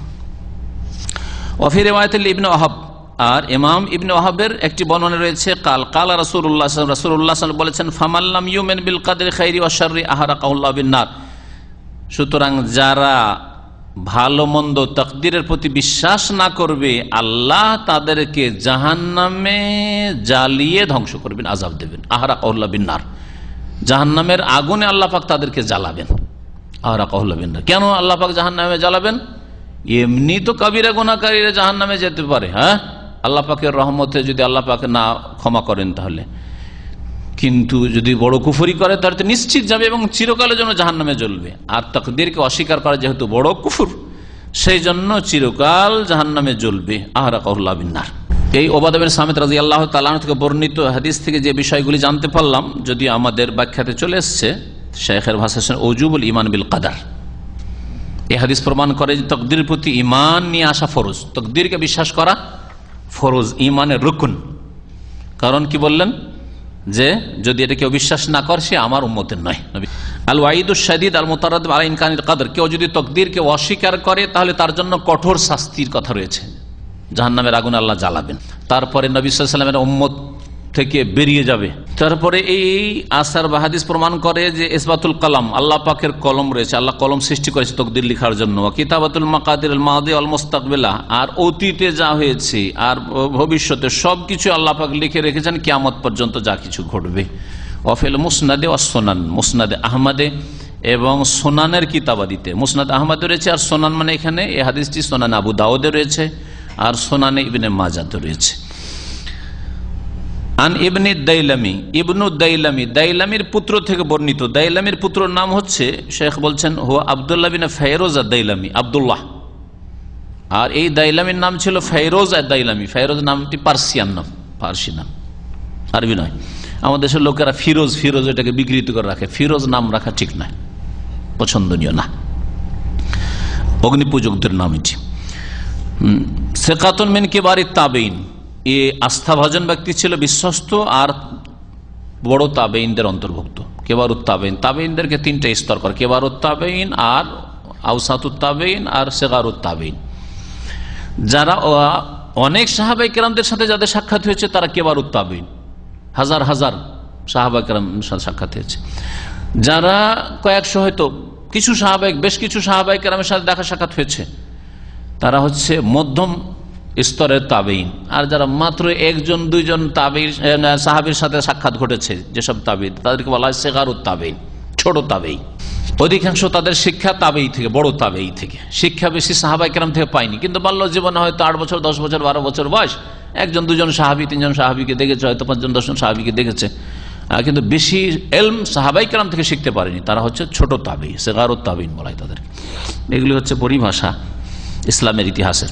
তো এই আব্দুল্লাহ বিন ফেরোজ আদ-দাইলামি বর্ণনা করেছেন কাল আতাইতু উবাই ইবনে কাব, আমি উবাই ইবনে কাব, প্রখ্যাত যে কারি হাফেজ, নবী করিম সাল্লাল্লাহু আলাইহি ওয়াসাল্লামের সাহাবী, যিনি তারাবির সালাত আদায় করতেন, হ্যাঁ, কার জামানায় ইমামত করতেন, ওমর রাদিয়াল্লাহু তাআলার জামানায় আর তামিম দারি, দুইজনে। তো এই যে দুইজন ইমাম রাখা তখন থেকে চলে আসছে। আর আজকে আলহামদুলিল্লাহ সৌদি আরবেও, হ্যাঁ, মসজিদ হারামে, মসজিদ নববীতে দুইজন ইমামে নামাজ আদায় করে। তো উবাই বিন কাবের কাছে আসলাম, ফাকুল, তো আর এসে বললাম ফি নাফসি শাইয়ুম মিনাল কদর, উপদেশ চাইলেন যে আমার মনে তাকদীর সম্পর্কে কিছু সংশয় আছে, সংশয় আছে মানে ডাউট হচ্ছে আর পেরেশানি লাগছে। কেমন কথা, তাকদীর লেখা আছে, আবার কর্ম করতে আছে, কর্ম করে কিছু হবে হবে না, মানে একটু যেন সংশয়। এইরকম সংশয় হলে সংশয় দূর করার জন্য যারা কোরআন এবং হাদিসের জ্ঞানী তাদের শরণাপন্ন হইতে হবে, তাদের কাছে আসতে হবে, যাদের কাছে কোরআন হাদিসের জ্ঞান আছে এবং আপনাকে সহি রাস্তা দেখাতে পারবে, গোমরাহ করবে না। যারা লজিক আর দর্শন, হ্যাঁ, আর যুক্তি পেশ করে আর কোরআন এবং হাদিসের জ্ঞান রাখে না, আর তারা স্কলার হয়ে বসে আছে, আর ওদের কাছে যাবেন তো আরো গোমরাহ করে দিবে। কোরআন এবং হাদিসের জ্ঞান যাদের কাছে আছে, কোরআন কারীমের আয়াত তরজমা তাফসীর বুঝে, রাসূলুল্লাহ সাল্লাল্লাহু আলাইহি ওয়াসাল্লাম হাদিস বুঝে, সহিহ আকীদা বুঝে, তাদের কাছে আসতে হবে যে তাকদীর সম্পর্কে আমার জানো জিনিসটা এইরকম হচ্ছে, এরকম হচ্ছে, যদি এরকম হয়। আর শয়তানের অনিষ্ট থেকে আল্লাহর কাছে আশ্রয় চাইতে হবে, যা বুঝে আসে না। এবং কোরআন এবং হাদিসে বলা হয়েছে, আমি বুঝি আর না বুঝি, আল্লাহ পাকের কথা বিশ্বাস করি, রাসূলুল্লাহ সাল্লাল্লাহু আলাইহি ওয়াসাল্লামের কথা বিশ্বাস করি। তো দেখেন উবাই ইবনে কাবের কাছে এসে বলছেন যে আমার মনে কিছু সংশয় হচ্ছে তাকদীর সম্পর্কে, ফাহাদ্দিসনি বিশাইইন লাআল্লাহ ইউযহিবহু মিন কলবি, আমাকে কিছু হাদিস বয়ান করেন, রাসূলুল্লাহ সাল্লাল্লাহু আলাইহি ওয়াসাল্লামের বাণী পেশ করেন, যাতে করে আল্লাহ পাক আমার অন্তর থেকে সংশয়কে দূর করে দেন, এই যে ডাউট বা সংশয় দূর হয়ে যায়। ফাকালা, তখন বললেন তিনি উবাই ইবনে কাব প্রখ্যাত সাহাবী, লাউ আনফাকতা মিসলা উহুদিন যাহাবান, শুনে রাখো একই কথা। দেখলেন না আব্দুল্লাহ বিন উমর যে কথা বলছেন সেই কথা বলছেন উবাই ইবনে কাব। তাহলে সাহাবায়ে কেরাম একটি উম্মত ছিলেন, একটি উম্মত ছিলেন, এত দল ছিল না, এত তরিকত ছিল না, আর এত মযহাব ছিল না, সব কিছু ছিল না, এত পথ আর এত মত ছিল না। একই কথা, কারণ উৎস একই উৎস। একই পুকুরে যদি মাছ ধরেন তো একই রকম মাছ পাবেন, ঠিক কিনা? একই পুকুরে আপনিও মাছ ধরছেন, আমিও ধরছি, একই রকমের মাছ পাবো মোটামুটি। আপনি যেগুলো মাছ পাচ্ছেন ওগুলো পাবো, ছোট বড় হইতে পারে, কিন্তু ওই মাছই পাবো। তো কোরআন এবং হাদিস থেকে যারা ইসলাম নেবে তারা একই রকমের ইসলাম তাদের হবে। আচ্ছা, কোরআন এবং হাদিস বাদ দিয়ে বড়রা কি বলেছেন, অমুক কি বলেছেন, তমুক কি বলেছেন, অমুকের মতটা কি, এইরকম করলে তখন ডাল ফাংলা বেরোবে, তখন ফিতনা ফাসাদ সৃষ্টি হবে। আর এই হয়েছে মুসলিম উম্মতে। বললেন উবাই ইবনে কাব, লাউ আনফাকতা মিসলা উহুদিন যাহাবান, উহুদ পাহাড় সমান তুমি যদি স্বর্ণ ব্যয় করো আল্লাহর রাস্তায়, মা কাবিলাহুল্লাহ মিনকা, তবু আল্লাহ তোমার কবুল করবেন না, হাত্তা তুমিনা বিল কদর, যতক্ষণ পর্যন্ত তাকদীরের প্রতি তুমি বিশ্বাস না করবে, ওয়া তাআলাম, এবং এই কথা নিশ্চিত না জানবে, অন্তর থেকে জানা, আন্নামা আসাবাকা লাম ইয়াকুন লিইখতিয়াকা, যেটা তোমার উপর এসে পড়েছে, বিপদ আপদ, আসাবাকা মানে মুসিবত যেটা পড়েছে এসে, লাম ইয়াকুন লিইখতিয়াকা, সেটা ভুল করার নাই, ভুল করে অন্য কাউকে লাগবে না। যে তীরটা তোমাকে লেগেছে, যেই গাড়িতে তুমি ধাক্কা খেয়েছো,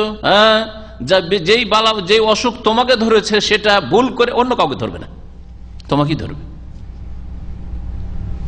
ব্যবসা বাণিজ্যের ক্ষেত্রে হোক আর যে কোনো ক্ষেত্রে হোক, হায়াত মতের ক্ষেত্রে হোক, দুনিয়ার যে কোনো ক্ষেত্রে, ভালোর ক্ষেত্রে হোক আর মন্দর ক্ষেত্রে হোক, যেই চাকরিটা আপনি পেয়েছেন রিজিক, আপনি অন্য রিজিক একটা দানাও খাননি কারো, একটা দানা কারো খাননি আপনি, সেটা আপনার রিজিক, আর আপনার একটা দানা কেউ খেতে পারবে না। এই কথাগুলি বিশ্বাস থাকলেই অনেক ফায়দা রয়েছে। শাইখুল ইসলাম রহমতুল্লাহ একটা কিতাব রয়েছে আকীদা, তাতে লিখেছেন প্রত্যেকটা ইমানের ফলাফল, দুনিয়ার ফলাফল কি। আপনি যদি তাকদীর বিশ্বাস করেন তো আপনার বাস্তব জীবনে তার প্রতিফলন কি, লাভ কি। তার মধ্যে একটা যে আপনি টেনশন মুক্ত। আমার রিজিক যদি থাকে একটা দানা, কেউ কেড়ে নিতে পারবে না। শুধু আমার চাকরি যদি থাকে তো হবেই, হ্যাঁ, আমার যদি বিদেশে যাওয়া থাকে তো হবে, কিন্তু আমি আমার কর্ম করে যাচ্ছি। এখন মাঝখান থেকে কেউ ধোকা দেওয়ার চেষ্টা করছে, কেউ বেমানি চেষ্টা করছে, কেউ আমার ক্ষতি করার চেষ্টা করছে, কেউ ভাঙিয়ে দেওয়ার চেষ্টা করছে, হ্যাঁ, বিভ্রান্ত করার চেষ্টা করছে, মালিক সে আলাদা কথা, কিচ্ছু করতে পারবে না, আপনার দানা কমাতে পারবে না। এইরকমই যদি কেউ আপনাকে হুমকি দেয়, যেমন আমাদের দেশগুলিতে নিরাপত্তা নেই, তোকে দেখব, হ্যাঁ, তোকে খাবো, খুন করব, এইসব, তাহলে ঘুম হারাম হয়ে যায়। আমাদের একজন ভালো আলেম, তাকে হুমকি দেওয়া হয়েছে, বড় দিনদার মানুষ, পরহেজগার মানুষ, এখন বৃদ্ধ উনি, হুমকি দেওয়া হয়েছে আজকে থেকে যে কোনো সময় খুন করিয়ে দেবো গন্ডা দিয়ে। তো উনি বলছেন যে আমার, হ্যাঁ, আয়ু তার কমিয়ে দিতে পারবে না, যদি খুনই করে দেয় তো আয়ুটা কমাতে পারবে নাকি? না ওই দিন খুন হওয়াটা আছে, না নেই? বলছেন না, ছিল না, আসলে খুন করে দিল, এরকম কি? আর একই রাতে 3 খারিজি বেরিয়েছে খুন করার জন্য, আলীকে খুন করব, মুয়াবিয়াকে খুন করব, আমর ইবনে আসকে খুন করব।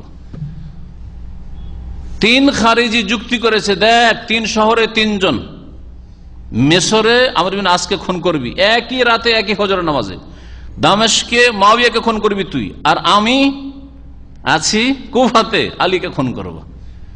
সুবহানাল্লাহ, 2 জন বেঁচে গেলেন আর আলী রাদিয়াল্লাহু তাআলা আনহু শহীদ হয়ে গেলেন। তো কি সেই দিন যদি ফজর নামাজ যেমন ওরা না পড়তে এসেছিল, পড়তে আসেনি, এ যদি না আসতো তাহলে বেঁচে যেত নাকি? ওটা লেখা আছে, হবেই হবে, ওটা হবে। আন্নামা আসাবাকা লাম ইয়াকুন লিইখতিয়াকা ওয়া মা আখতাকা, আর মুয়াবিয়াকে যে ভুল করে গেছে সেই দিন গিয়ে লাগেনি আঘাতটা ওই ফজরে, আমর ইবনে আসকে লাগেনি, লাম ইয়াকুন লিইউসিবা, তার উপরে বিপদ আসার নয়, আল্লাহ লিখে রাখেননি ওই দিনে। তার মত আরো পরে লেখা আছে। তো বলছেন যে আর নিশ্চিত তুমি জানবে যে আন্নামা আসাবাকা, তোমার উপর যে বিপদ এসেছে, লাম ইয়াকুন লিইখতিয়াকা, সেটা তোমাকে ভুল করার নয়, যে ভুল করে তোমার অন্য কারো কাছে চলে, বা ভুল করে তোমার কাছে চলে এসছে, না, ভুল করে তোমার কাছে আসেনি। অমা আখতাকা, আর তোমাকে যেই বিপদটা ভুল করে গেছে, মানে গিয়ে লাগেনি, আঘাত করেনি, লাম ইয়াকুন লিইউসিবাকা, সেটা তোমার উপর আপতিত হওয়ার নয়, সেই বিপদ তোমার উপর আসতো না কখনো। ওয়ালাউ মিত্তা আলা গায়রি হাযা, এছাড়া অন্য কোনো আকীদায় যদি মারা যাও, লাকুনতা মিন আহলিন নার, তাহলে জাহান্নামের অধিবাসী হবে, জাহান্নামের অধিবাসী হবে। কালা ফাআতাইতু আব্দুল্লাহ বিন মাসউদ, তারপরে জিজ্ঞাসা কাকে হলো? উবাই বিন কাবকে, তাই না? আব্দুল্লাহ বিন মাসউদের কাছে আসলাম, হুযায়ফার কাছে আসলাম, যায়েদ ইবনে সাবিতের কাছে আসলাম। কয়জন সাহাবী হলেন? এখানে 4 জন হয়ে গেলেন। আর আগের হাদিসে আব্দুল্লাহ বিন উমরের কথা বললেন, আর উবাদা বিন সামিতের কথা বললেন, প্রখ্যাত এতগুলি সাহাবী তাকদীর সম্পর্কে। ফাকুল্লুহুম হাদাসানি, এই হাদিসে 4 জন সকলে আমাকে বর্ণনা করলেন, বেমিসলি যালিকা, এইরকমই একই কথা, আনিন নবী সাল্লাল্লাহু আলাইহি, নবী করিম সাল্লাল্লাহু আলাইহি সাল্লাম হতে। হাদিসুন সহিহুন, হাদিসটি হচ্ছে সহিহ। রাহুল হাকিম ফি সহিহ, ইমাম হাকিম রাহমাতুল্লাহ আলাইহি তার মুস্তাদরাক হাকিম মে বর্ণনা করেছেন। আল মুস্তাদরাক লিস সহিহাইন, মুস্তাদরাক আলা সহিহাইন লিল হাকিম, ইমাম হাকিম রাহমাতুল্লাহ রচিত সহিহাইনের উপর তিনি মুস্তাদরাক একটি কিতাব সংকলন করেছেন। মানে তার গবেষণায় অনেকগুলি হাদিস ছিল যেগুলি ইমাম বুখারী, ইমাম মুসলিমের শর্ত মোতাবেক ছিল, তারপরেও ইমাম বুখারীও নিয়ে আসেননি তার কিতাবে, আর ইমাম মুসলিমও নিয়ে আসেননি। উনি ভাবলেন যে এই হাদিসগুলি যখন এত শক্তিশালী, তাদের শর্তে চলে পড়ে, তাহলে আমি একটা কিতাব সংকলন করে ওর ঘাটতি পূরণ করে দিই। কিন্তু তার যোগ্যতা হিসাবে এবং তার যতটা গভীরতা এবং তার এলম মোতাবেক তিনি ভেবেছেন যে এই হাদিসগুলি ইমাম বুখারীর শর্ত অনুযায়ী বা ইমাম মুসলিমের শর্ত অনুযায়ী, কিন্তু আসলে ইমাম বুখারীর কাছে সেগুলি শর্ত অনুযায়ী কিনা, ইমাম মুসলিমের কাছে শর্ত অনুযায়ী কিনা, এটা হচ্ছে প্রশ্ন।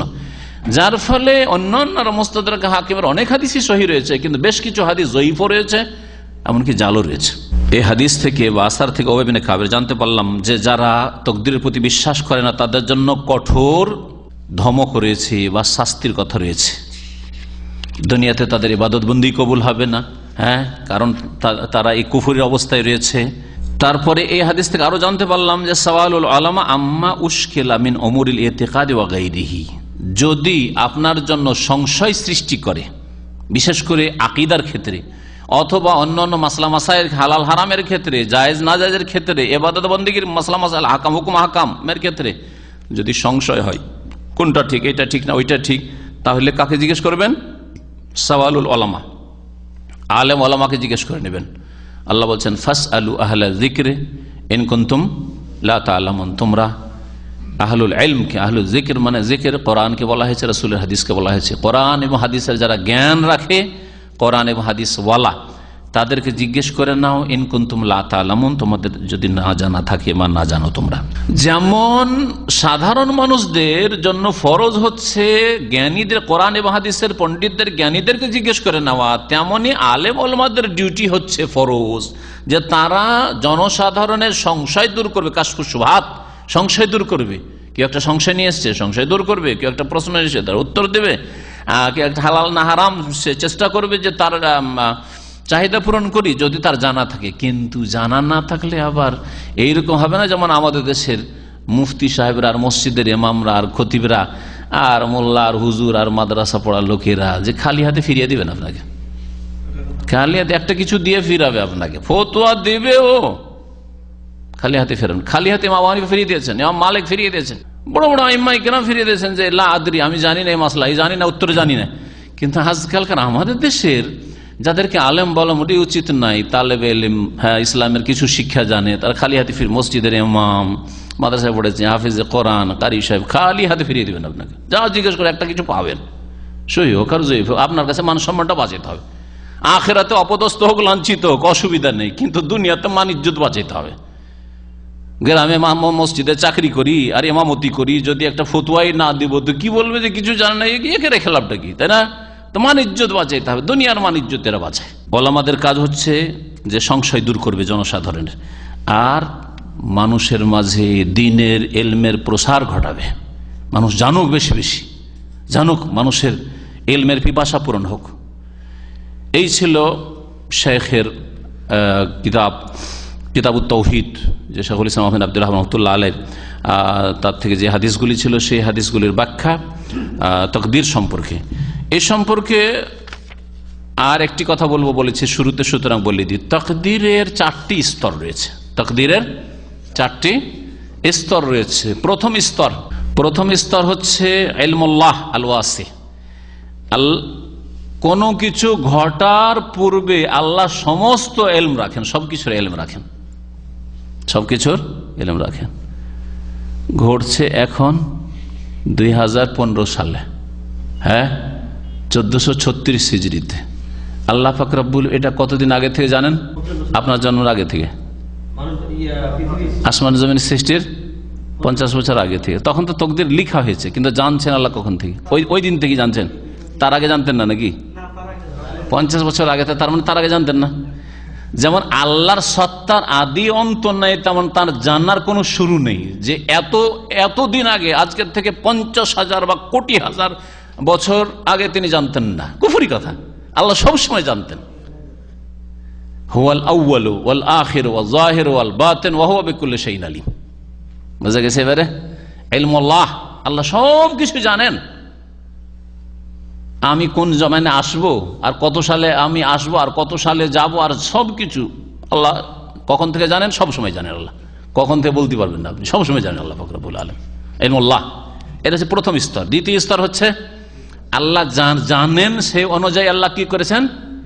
লৌহে মাহফুজে লিখে রেখেছেন। ফি লৌহে কুরআনুম মাজিদ ফি লৌহে মাহফুজ। লৌহে মাহফুজ যেমন কোরআনে কারীম রয়েছে, তেমন তাকদীরও লেখা রয়েছে। কিতাবাতুল্লাহ, আল্লাহ পাক লিখে রেখেছেন।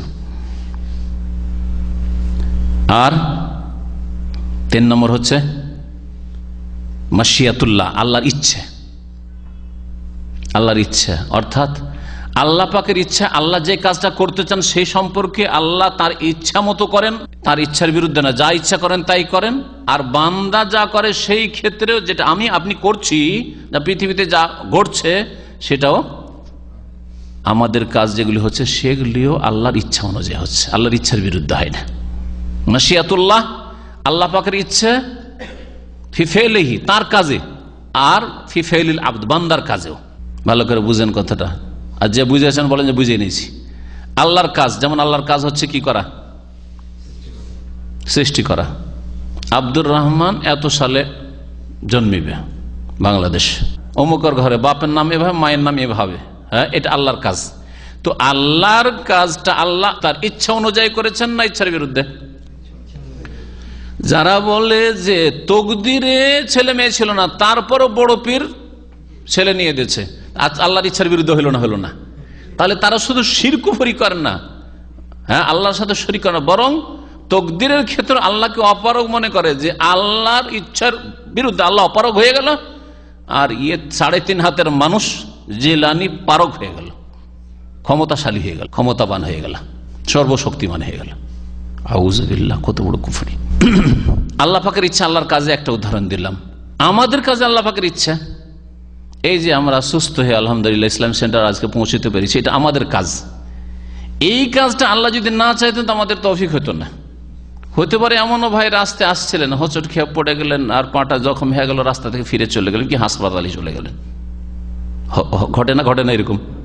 নিয়তটা ছিল অমুক জায়গায় যাচ্ছিলাম, কিন্তু যেতে পারলাম না, ফিরে চলে আসতে হলো। আমার বাসা থেকে না নিজের ঘর থেকে ইচ্ছা করে আসবো, হয়তো ভালো কাজে ইচ্ছা করে আসি, অথবা মন্দ কাজে ইচ্ছা করে, চোর চুরি করতে যে ইচ্ছা করে, কিন্তু চুরি করে নিশ্চিত ফিরতে পারবে, চুরিও করতে পারবে, কিছু নিয়েও আসতে পারবে, আর সহি সালামত ফিরে যাবে, এটাও জানে। কিন্তু আল্লাহ পাক জানেন না, ইলমুল্লাহ। আর আরেকটা কি বললাম? আল্লাহ লেখাও রেখেছেন। আর 3 নম্বর আল্লাহর ইচ্ছাও না, যে বান্দা যা করে আল্লাহর ইচ্ছার বিরুদ্ধে নাই। কেউ যদি বলে চোর চুরি করে আবার আল্লাহর ইচ্ছা, আল্লাহ সন্তুষ্ট না, কিন্তু আল্লাহর খেলনা করে আল্লাহর ইচ্ছা আছে। যদি না আল্লাহর ইচ্ছার বিরুদ্ধে চোর চুরি করেছে, তাহলে কার ইচ্ছা মোতাবেক করেছে? চোরের ইচ্ছা মোতাবেক করেছে, আল্লাহর ইচ্ছার বিরুদ্ধে করেছে, ইচ্ছার বিপরীত করেছে। মানে আল্লাহ ইচ্ছা করছেন যে চুরি সৃষ্টিগত দিক থেকে, শরীয়গত কথা বলছেন না, সৃষ্টিগত আল্লাহ ইচ্ছা করছেন না, আর ওই ইচ্ছা করে নিতে পেরেছে, তার মানে আল্লাহর চাইতে সে শক্তিশালী বেশি, আল্লাহকে অপারগ করে দিতে পেরেছে। এটা কুফরি কথা। সেই জন্য আল্লাহ পাকের ইচ্ছা, আল্লাহ পাকের ইচ্ছার কথা কোরআনে কারিমে বহু আয়াতে রয়েছে। কয়েকটা আয়াত শোনাবো, একটু সবর করবেন। 4 নম্বর স্তর হচ্ছে খালকুল্লাহ, আল্লাহর সৃষ্টি। আল্লাহ যা জেনেছেন, আল্লাহ যা লিখে রেখেছেন, আল্লাহ যেমন ভাবে চেয়েছেন ওইভাবে আল্লাহ যখন চেয়েছেন সৃষ্টি করেছেন। আল্লাহ যে কোনো সৃষ্টিকে সৃষ্টি করেন, তার গুণও সৃষ্টি করেন, তার কাজগুলি সৃষ্টি করেন। এই কথাগুলি আরো বুঝে রাখেন। আল্লাহ আমাকে সৃষ্টি করেছেন, আমি একজন ব্যক্তি, হ্যাঁ, এই ব্যক্তি আল্লাহ সৃষ্টি করেছেন। আমার মধ্যে বেশ কিছু গুণ আছে, বিদ্যার গুণ, চরিত্র ভালো অথবা মন্দের গুণ, ঠিক না? ভাষা নরম না শুকনো, কর্কশ, সেটাও গুণ আমার।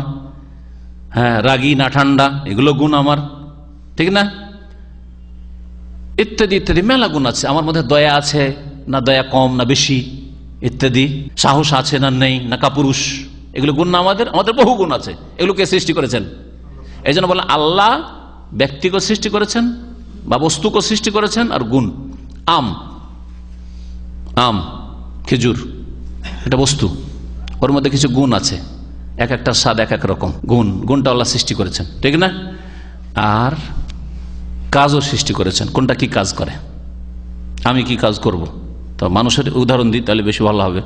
আমার মধ্যে তাহলে 3টে দিক হলো, আপনার মধ্যে 3টে দিক। একটা হচ্ছে আমি একজন ব্যক্তি হিসাবে ব্যক্তি, এই ব্যক্তিকে আল্লাহ সৃষ্টি করেছেন।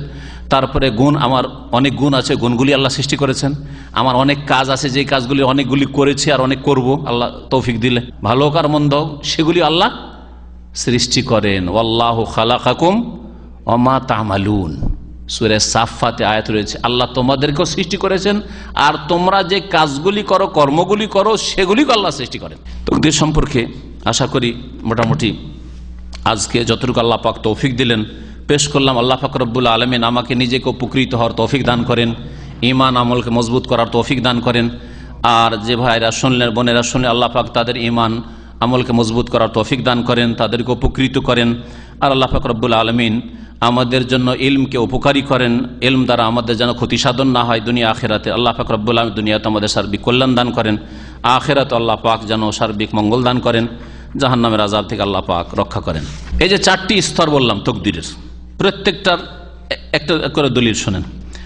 সূরা হজ আয়াত নম্বর 70 আল্লাহ পাক বলেন, আলাম তা'লাম আন্নাল্লাহা ইয়া'লামু মা ফিস সামাই ওয়াল আরদ। হে নবী, তুমি কি জানো না যে আল্লাহ আকাশ জমিনের সবকিছুই জানেন, সবকিছুই জানেন, অতীত বর্তমান ভবিষ্যৎ আল্লাহ সবকিছুই জানেন। এটা বললাম ইলমুল্লাহ, প্রথম স্তর। দ্বিতীয় স্তর কি বলেছিলাম? আল্লাহ লিখনি, কিতাবাতুল্লাহ, আল্লাহ লিখনি। এই আয়াতে রয়েছে ইন্না যালিকা ফি কিতাব, নিঃসন্দেহে যা জানেন আল্লাহ পাক রব্বুল আকাশ জমিনের সবকিছু জানেন। আর সবকিছু কোথায় রয়েছে? ফি কিতাব, লিখনিতে রয়েছে, লৌহে মাহফুজে লিখা রয়েছে। ইন্না যালিকা আলাল্লাহি ইয়াসির, জেনে নেওয়া আর লিখে রাখা আল্লাহর জন্য খুব সহজ। 2টো স্তর হয়ে গেল। তাহলে 2টো স্তরের দলিল, একটি আয়াত হয়ে গেল। 3 নম্বর স্তর কি বললাম? আল্লাহর ইচ্ছা, আল্লাহর চাওয়া, মাশিয়াতুল্লাহ বা ইরাদাতুল্লাহ। আল্লাহ পাক সূরা কাসাসের আয়াত নম্বর 68 ইরশাদ করেছেন, ওয়া রাব্বুকা ইয়াখলুকু মা ইয়াশাউ ওয়া ইয়াখতার। হে নবী, তোমার প্রতিপালক সৃষ্টি করেন যা চান, মা ইয়াশাউ ওয়া ইয়াখতার, আর যা পছন্দ করেন, যা মনে করেন। তার ইচ্ছার বিরুদ্ধে, তার চয়েসের বিরুদ্ধে কেউ যেতে পারে না। সূরা ইব্রাহিম আয়াত নম্বর 27 ওয়া ইয়াফআলুল্লাহু মা ইয়াশা, আল্লাহ যা চান তাই করেন। ওয়া ইয়াফআলুল্লাহ, আল্লাহ করেন, মা ইয়াশা, যা চান। আল্লাহ পাক সূরা আল ইমরান আয়াত নম্বর 6 বলছেন, হুয়াল্লাযী ইউসাউবিরুকুম ফিল আরহাম, আল্লাহ তো সেই সত্তা, হে মানব জাতি, তোমাদের ছবি অঙ্কন করেন, রূপ দান করেন। কোথায়? ফিল আরহাম, মায়ের পেটে, গর্ভে, জরায়ুতে, যখন বাচ্চা ধরে তখন 120 দিন হলে তারপরে রূপ ধরা শুরু হয়। হ্যাঁ, ছেলে না মেয়ে হবে, হাত পা গুলি কেমন ভাবে হবে, সুস্থ হবে না অসুস্থ হবে, কাইফা ইয়াশা, যেমন ভাবে আল্লাহ চান, কাইফা ইয়াশাউ, আল্লাহর চাওয়া মোতাবেক। আল্লাহর কাজে চাওয়া হচ্ছে না, হচ্ছে না, আল্লাহর কাজে চাওয়া। চাওয়ার উপরে অনেক আয়াত রয়েছে, কয়েকটি আয়াত বললাম। 4 নম্বর স্তর কি বললাম? খালক, সৃষ্টি করা। আল্লাহ পাক বলছেন, আল্লাহু খালিকু কুল্লি শাই, আল্লাহ প্রত্যেক বস্তুর সৃষ্টিকর্তা। ওয়া হুয়া আলা কুল্লি শাইইন ওয়াকিল, আল্লাহ পাক সবকিছুর কর্ম বিধায়ক। সূরা জুমার আয়াত নম্বর 62। সূরা ফুরকান আয়াত নম্বর 2 দেখেন, ওয়া খালাকা কুল্লা শাইইন ফাকাদ্দারাহু তাকদীরা, তাবারাকাল্লাযী নাযালাল ফুরকানা আলা আবদিহি লিয়াকুনা লিল আলামিনা নাযীরা ওয়া খালাকা কুল্লা শাইইন ফাকাদ্দারাহু তাকদীরা। আল্লাহ পাক রব্বুল আলামিন প্রত্যেক বস্তুকে সৃষ্টি করেছেন এবং সেগুলি কি করেছেন? সুপরিমিত করেছেন। ইব্রাহিম আলাইহিস সালাম বলেছিলেন তার জাতিকে, আল্লাহ খালাকাকুম ওয়া মা তা'মালুন, সূরা সাফফাত আয়াত নম্বর 96, আল্লাহ তোমাদেরকে সৃষ্টি করেছেন, তোমাদের কাজকর্ম সৃষ্টি করেছেন। এগুলি কোরআনে কারীমের আয়াতের দলিল পেশ করলাম। বাকি রাসূলুল্লাহ সাল্লাল্লাহু আলাইহি সাল্লামের হাদিসে বেশ কিছু হাদিস রয়েছে এই মর্মে, যে হাদিসগুলির কিছু হাদিস কিতাবুত তাওহীদে শুনলেন। আল্লাহ পাক রব্বুল আলামিনের কাছে দোয়া করি, আল্লাহ আমাদের যা আমরা শুনলাম তা থেকে আমাদেরকে উপকৃত করো, দুনিয়াতে আমাদেরকে কামিয়াবি দান করো, আখিরাতে আমাদেরকে কামিয়াবি দান করো। আল্লাহ আমাদের সব কিছুতে বরকত দান করো। আল্লাহ পাক রব্বুল আলমীর কাছে দোয়া করি, আল্লাহ পাক রব্বুল আলম যেন আমাদের কাজে বরকত দান করেন, মেহনতে বরকত দান করেন, ভালো মেহনতের তৌফিক দান করেন, ভুল পথ থেকে আল্লাহ পাক বাঁচিয়ে রাখেন। আল্লাহ পাক আমাদের সকলকে দুনিয়া আখিরাতের কল্যাণ দান করেন। আল্লাহ পাক রব্বুল আলমিন আমাদের সকলকে জান্নাতুল ফিরদাউস যেন দান করেন। সুবহান রাব্বিকা রাব্বিল ইজ্জাতি আম্মা ইয়াসিফুন ওয়া সালামুন আলাল মুরসালিন আলহামদুলিল্লাহি রাব্বিল আলামিন। এক ভাই জিজ্ঞেস করেছেন যে আমার পালক মেয়ে আছে, পালক মেয়ে এরকম রাখা আসলে ঠিক নয়। পালক মেয়ে যদি রাখেন তো সমস্যা ওই বাপের সাথে যে পুষেছে ওই ছেলে মেয়েটিকে, আর পালক ছেলে রাখলে তখন ওই মহিলার সাথে আর স্ত্রীর সাথে সমস্যা বড় হইলে পর্দার ব্যাপার, দুই দিক থেকে সমস্যা। সুতরাং পালক ছেলে মেয়ে বাড়িতে রাখা বিনা দুধ পান করাই এভাবে ঠিক না। আর যদি রাখেন তাহলে আপনাকে পর্দা করতে হবে, অর্থাৎ ওই পালক মেয়ে যদি সাবালিকা হয়ে যায়, সাবালিকা একদিন হবে যদি আল্লাহ বাঁচিয়ে রাখে, তাহলে তখন তাকে পর্দা করতে বলতে হবে। কিন্তু আপনার সামাজিক অবস্থা এমন কুসংস্কারে ভরা যে যদি পর্দা করতে বলেন তো কেঁদে মরে যাবে ওই মেয়ে হয়তো।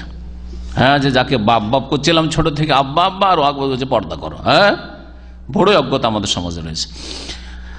এইরকমই যেই ছেলেটাকে মানুষ করেছেন বাড়িতে, একটু সাবালক হয়ে যখন মোচের রেখা দেখা দিয়েছে, যদি তখন পর্দা করা শুরু করে তখন কেঁদে মরে যাবে, আমার মা আর আমাকে দেখলে চোখের আড়ে চলে যায়, চেহারাটা ঢেকে নেয়, আমি থাকবো না, আমি জান দিয়ে দেবো, আত্মহত্যা করবো, বিষ খেয়ে নেবো। করবে না? করবে না? কারণ কুসংস্কার জেহালত আমাদের সমাজে, যার ফলে এইসব রাস্তায় যাবেন না। যদি কারো ছেলে মেয়ে না থাকার মনে করেন যে ছেলেটা নিবো রাখবো, তাহলে তাকে নিজের ছেলে প্রথম কথা করবেন না, নিজের ছেলে হইতে পারেন না, সেটা যার ছেলে তার ছেলে, সেটা আপনার ছেলে নয়। তাহলে এমন ছেলে নেন যেই ছেলে মাহারাম, ধরেন বোনের ছেলে হয়, মহিলার জন্য সমস্যা নেই। অথবা যদি বোনের মেয়ে হয় তাহলে ওই ভাইয়ের জন্য অসুবিধা নেই, ওই ভাইয়ের বোনের মেয়ে, তাহলে ওটা হচ্ছে বাগ্নি তার। এইরকমগুলি রাখেন। হ্যাঁ, অথবা আপন ভাইয়ের মেয়ে, তাহলে ভাতিজি, এগুলি তো সমস্যা নেই। বাকি এইভাবে তারপরে এতে অনেক ক্ষতির দিক রয়েছে। আর একটা তো রয়েছে যেটা তো এখনো বলিনি, সেটা হচ্ছে ধন সম্পদ দেওয়ার ক্ষেত্রে। ধন সম্পদের কিছু হক রাখে না, সব জমি জায়গা ওই যে পালক পুত্র নিয়েছিল ওকে দিয়ে দিল, হারাম এইভাবে জমি জায়গা দেওয়া। হ্যাঁ, ওসিয়ত করতে পারেন, আর ওসিয়তটা 3 ভাগের 1 ভাগের কম হইতে হবে, 1/3 অংশের কম হইতে হবে। তাহলে একজনের যদি ধরেন 60 বিঘা জমি থাকে, 60 বিঘা জমি 10, 15, 20-এর বেশি দিতে পারবে না। আর 40-50 বিঘা জমি লিখে দিয়ে দিল, আরে আমার ভাইরা পেয়ে যাবে, হ্যাঁ আমার চাচারা পেয়ে যাবে, কেন দেবো ওই ছেলেকে যাকে পুষেছি ছোট থেকে পালন করেছে সেটাকে দিয়ে না, হারাম আপনার জন্য দেওয়া। ওগুলো তো আপনার ভাইয়ের হক রয়েছে, আপনার ভাই আপনার সাথে সম্পর্ক ভালো রাখো আর মন্দ রাখো, আল্লাহ ওর ভাগ নির্ধারণ করেছে, আপনার কেউ নেই, বাপ মার পরে বাপ মা ইন্তেকাল করেছে, তাহলে তাকে 3 ভাগের 1 ভাগের বেশি ওসিয়তি করতে পারেন না। সব জমি জায়গায় লিখিয়ে দিয়ে দিচ্ছে পালক পুত্রকে, হারাম কাজ করছে, জালেম। কোরআন পড়ার সময় বিসমিল্লাহির রহমানির রহিম যেহেতু কোরআনে কারীমে রয়েছে, সূরা ফাতিহা বা প্রত্যেক সূরা তাওবা ছাড়া প্রত্যেক সূরা শুরুতে বিসমিল্লাহির রহমানির রহিম রয়েছে, ঠিক না? কিন্তু অন্যান্য কাজের ক্ষেত্রে বিসমিল্লাহ বলার প্রমাণ রয়েছে, রহমান রহিম বলার কোনো স্পষ্ট প্রমাণ নেই, যার ফলে আপনি খেতে বসেন বিসমিল্লাহ বলবেন না, বিসমিল্লাহির রহমান বলে খেতে বসবেন, হ্যাঁ পানি পান করে বিসমিল্লাহির রহমান বলে কোনো দলিল নেই, যার ফলে বিসমিল্লাহ বলা আল্লাহর নামে শুরু করছি, যথেষ্ট। কিন্তু কেউ যদি বলে কখনো, তো আমরা সেটাকে অত শক্তভাবে বিদআত বলছি না, কিন্তু আমাদের কাছে যদি দলিল ভিত্তিক চলতে হয় তাহলে দলিল নেই আমাদের কাছে। যদি কেউ বলে যে বিসমিল্লাহির রহমানির রহিম বলে খেতে বসবেন, এর দলিল হয়ে যাবে, দলিল নাই তো কি করতে হবে? সেটাতে যতটা দলিল আছে অতটাই করেন, বিসমিল্লাহ বলার দলিল বিসমিল্লাহ বলেন। আল্লাহ না করে এরকম টেস্ট বেবি নিতে হয়, দোয়া করেন নিজের নেক্সট সন্তান আল্লাহ দিকে। সব অধিকাংশ দেশগুলিতে এই সন্তানের কোনো হদিস থাকে না যে কার নুতফা দিয়ে বাচ্চা পয়দা হইল, কথা বুঝতে পারছেন?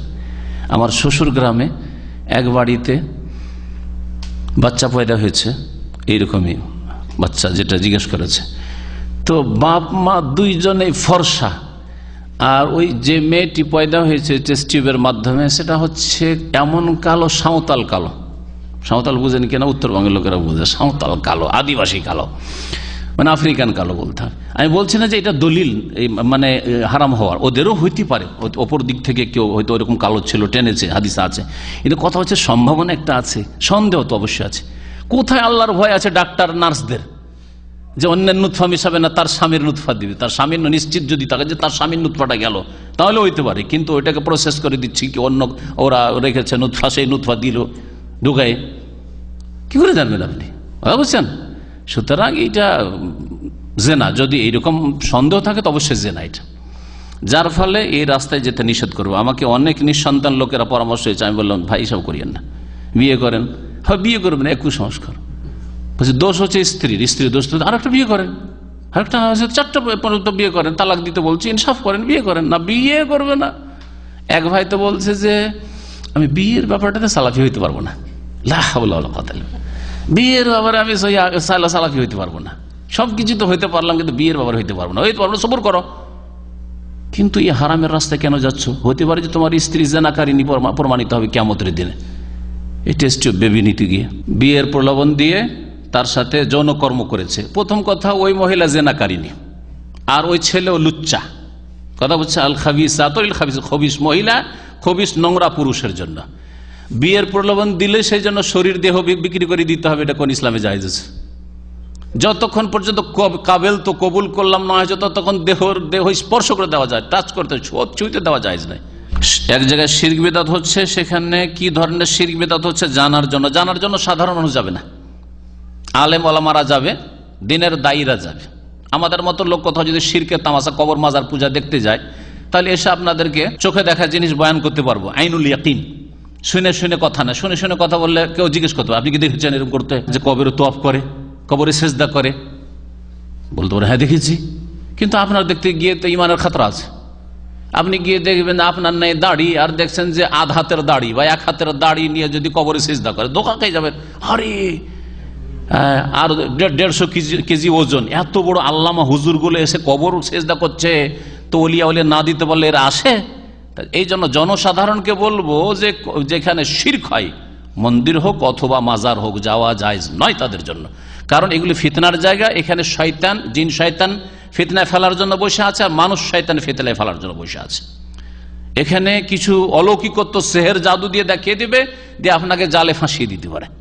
সুতরাং কখনো যাবেন না। আমি জীবনে 1-2বার মাজারে দেখতে গেছি, তামাশা শুধু, যাতে করে দেখে এসে বলতে পারি। একবার গিয়েছি, তাও 8-10 জন গিয়েছি, যাতে করে একা গেলে তো জবরদস্তি পয়সা ছিনতে করে নিবে নজরানার নামে। তারপর একে বলছে নজরানা দেন, একটু নজরানা দেন। তা আমরা একটু রসিকতা করেছি, সে তো একটু যৌবনকাল ছিল, তখন ছিল প্রায় 20-22 বছর বয়স। তো তখন তো বুঝতেই পারেন, আজকে থেকে 25 বছর আগে। তো তার মধ্যে আমি বলে উঠেছি, ওরা সব শিক্ষিত মানুষ, দুনিয়া শিক্ষিত, আর আমি ওদের মধ্যে মাদ্রাসা পড়া লোক। তখন এক জায়গায় শিক্ষক ছিলাম, তো বলছি যে পয়সা নেই। আরে কেমন কথা বলছেন আপনি, এটা অন্যায় কথা হলো না? আপনি মাজার শরীফে এসেছেন আর একটা পয়সা নিয়ে আসেন নাই? পয়সা নেই? বলছে না না না, আমার পয়সা নেই, দেওয়ার পয়সা নেই, ওসব দেওয়ার পয়সা নেই। তো সাহস করে বলতে পারলাম, কারণ আমার সাথে কিছু লোক আছে, নাহলে বলেন তো এরকম কথা, ওখান থেকে আপনার ফিরে আসতে দিবে? এসব তো ডাকাত বসে আছে কবর মাজারের ব্যবসা। এক ছেলে বলছেন যে আমি ধার্মিক বিবাহ করতে চাইছি, কিন্তু আমার বাপ মা করাতে চাইছে না। ছেলের জন্য ওলি লাগে না। যদি বাপ মা নেক লোক হয়, সৎ মানুষ হয়, তাদের পরামর্শ নিয়ে বিয়ে করবেন। আর অসৎ এইরকম লোক হয় যে পর্দানাসীন মেয়ে বিয়ে করলে, ধার্মিক মেয়ে বিয়ে করলে জাদুটনা করবে, এইরকম কথা, অনইসলামিক কথা যদি বলে, তো তারা বেদিন লোক অথবা জাহেল হয়। ইচ্ছা করেই বেদিন এরা, আর না হলে জাহেল মূর্খ। সুতরাং জাহেল মূর্খের পরামর্শ নিতে হবে বিয়ে করার জন্য, না কখনো না। বাপ হইলে কি হবে, মা হইলে কি হবে, তাদের হ্যাঁ মেয়ের জন্য বাপ লাগে, তারপরও সে বাপ মুসলিম হইতে হবে। সে যদি ঈমান ভঙ্গকারী কোনো কিছু করে, বেনামাজি হয়, অথবা বড় শিরিক করে, অথবা নাস্তিক হয়, তাহলে সেই বাপ ওলি থাকবে না। সেই বাপ ওলি থাকবে না, গ্রামের কোনো আলেমের দিন বিয়ে করাবে, সেই ক্ষেত্রে তার বেলায়েত নষ্ট হয়ে যাবে। সুতরাং ছেলেদেরকে বলবো যে আপনারা ভালো দেখে বিয়ে করেন। বাপ মা যদি একমত হয় ভালো, আর একমত না হয় তাহলে তাদেরকে উপেক্ষা করে বিয়ে করুন। এটা আমি ফতোয়া দিলাম, এর দায়িত্ব আমি নেব। কারণ আজকালকার অধিকাংশ বাপ মা অসৎ। আমার কাছে এরকম অনেক প্রশ্ন এসছে মাঝে মধ্যে আসতে থাকে। বিয়ে করতে যে একটা দিনদার মেয়েকে বিয়ে দেবেন, কারণ ওখানে কিছু পাবে না। ইনকাম সোর্স, একটা ছেলে যখন পোলা জন্ম দিয়েছে, হ্যাঁ, মানুষ করেছে, তখন একটা ইনকাম সোর্স 2-4-5 লাখ টাকা, একটা গাড়ি, একটা হোন্ডা কিছু আসতে হবে। আর দেখছে দিনদার মেয়ে বিয়ে করলে কিছু পাবে না, গরিবের বাড়ি, অথবা দেবে না দিনদার লোক। এই শ্রেণীর বাপ মাকে জিজ্ঞেস করতে হবে না। হ্যাঁ, নেক বাপ মা হলে অবশ্যই পরামর্শ নেন, কিন্তু তাদের ওলি হইতে হবে, না হলে বিয়ে হবে না। ছেলের জন্য কোনো ওলি লাগে না, যেখানে যাবেন সেখানে আপনি বিয়ে করতে পারেন। কোন সাহাবীরা বিদেশে গেছেন আর বাপ মাকে বলেছেন আমি বিয়ে করবো কি করবো না, অমুক জায়গায় আছি, এখন মেসরে এসছে, একটা বিয়ে করবি করবো না, সামনে দেশে এসে একটা বিয়ে করবি করবো না, এরকম করেছেন? খাওয়াইতে পারবেন, বিয়ে করবেন, ইনসাফ করবেন, বিয়ে করবেন।